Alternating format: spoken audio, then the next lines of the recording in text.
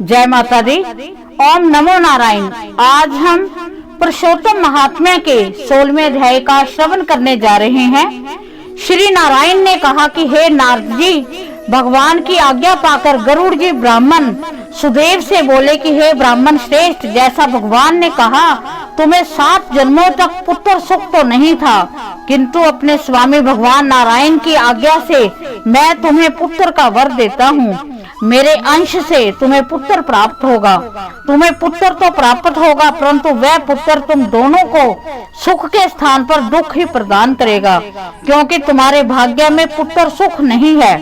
गरुड़ देव जी ने आगे कहा कि हे द्विज श्रेष्ठ, अब आप अपने घर जाओ, भगवान के चरणों में भक्ति रखते हुए संसारिक सुखों को भोग करो। इस प्रकार ब्राह्मण दंपति को वरदान देकर और गरुड़ देव पर सवार होकर भगवान विष्णु लोक को चले गए। ब्राह्मण सुदैव स्त्री सहित घर आकर सुख पूर्वक रहने लगा। कुछ समय बाद गौतमी गर्भवती हुई और 10वें मास में उसने एक अत्यंत सुंदर पुत्र को जन्म दिया। ब्राह्मण दंपति ने विद्वान ब्राह्मणों को बुलाकर बालक का नामकरण संस्कार कराया तथा ब्राह्मणों को यथेष्ट दान आदि देकर संतुष्ट एवं प्रसन्न किया।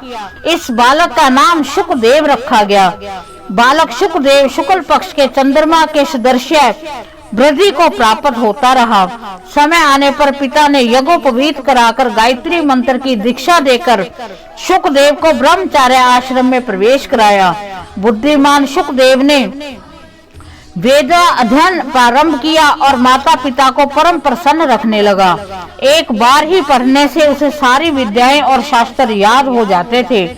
एक दिन सुदेव ब्राह्मण के घर पर देवल ऋषि पधारे। वे करोड़ों सूर्यों के समान तेजस्वी थे। सुदेव ने महर्षि देवल को दंडवत प्रणाम किया और अर्घ्य पदादि से पूजा करके उत्तम आसन पर विराजमान किया। मुनि के आसन पर विराजने के उपरांत ब्रह्मचारी बालक शुकदेव ने आकर मुनि के चरणों में गिरकर प्रणाम किया। शुकदेव को देखकर देवल ऋषि बोले, हे सुदेव, तुम धन्य हो, तुम्हारा भाग्य धन्य है। श्री हरि तुम पर प्रसन्न है, इसी से इस सुंदर पुत्र का वरदान तुमको प्राप्त हुआ है। हे सुदेव, तुम्हारा ये पुत्र गुण सागर और अत्यंत भाग्यशाली है। यदि दोष है तो केवल एक ही, और उस बड़े भारी दोष से इन सब लक्षणों की विद्यमानता व्यर्थ होती है। इतना कहकर सिर हिलाते हुए दीर्घ श्वास लेकर देवल ऋषि ने कहा कि हे सुदेव, आपके इस बालक में सभी गुण और लक्षण अत्यंत महान हैं, परंतु इन पर प्रसन्न होने से पहले आयु का भी विचार करना आवश्यक है। आयु न होने पर अन्य लक्षणों से क्या बनता है। हे सुदेव, सुनो, तुम्हारा ये पुत्र 12 वर्ष का होकर जल में डूबकर मृत्यु को प्राप्त होगा। तुम इसका मन में सोच तो करना ही नहीं, क्योंकि होनहार को कैसे रोका जा सकता है, वह तो होगा ही, इसमें कोई संशय की बात नहीं है। इतना कह देवल मुनि ब्रह्मलोक चले गए।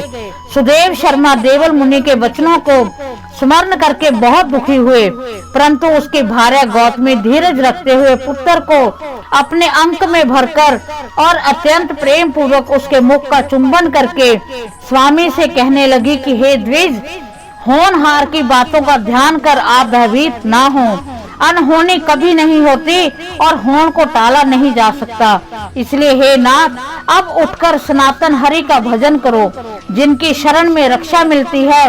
वाल्मीकि जी कहने लगे कि इस प्रकार सुदेवी अपनी भार्या के वचनों को सुनकर श्री हरि के चरण कमलों का ध्यान रखते हुए अपने पुत्र की अल्प आयु और अकाल मृत्यु के शोक को भुलाकर जीवन व्यतीत करता रहा। इस प्रकार श्री पुरुषोत्तम महात्म्य के 16वें अध्याय का समापन होता है। भगवान नारायण हम सब पर अपनी कृपा दृष्टि बनाए रखें। ओम नमो नारायण।